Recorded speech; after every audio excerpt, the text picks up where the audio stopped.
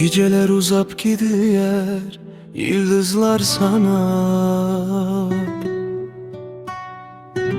Senin şirin sözlerini yürekte sakla. Gözlerinde gördüm mehri nuri. Sen benim dünyam, kalbimin huri. Ayrılık ayrı mı der sevgi sazı bu. Kursağımda uğrayan aşkın avazı bu.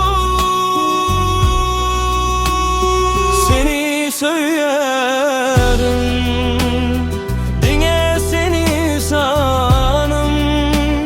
Sen benim yaratırım, sen benim şanım. Bütün dünyadımsa ben seni dinlerim. Senin bilen her fırsatta beklerim canım. Sen benim baktım. Yollar bizi birleştirer, benim yananım. Her bedinde yine senin adını sananıyım. Gülkinde bahar var, bakışında yar. Sensiz bana bugün dünya hem az. Sen benim kanatım, uçan göklere. Senin yazdım ben ölçmez yüreğe. Seni söylerim, dinle seni canım. Sen benim yaratırım, sen benim şanım. Bütün dünyadımsa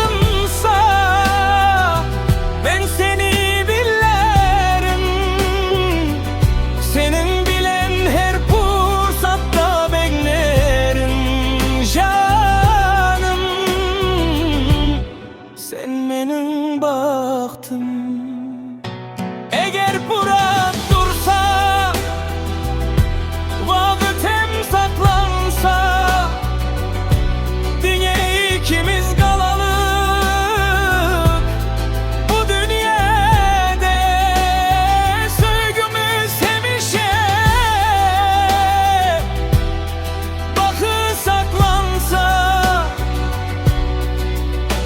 men ruhum değil mi senin yanında. Saz hayalla yar, senin bilen her fırsatta baktım.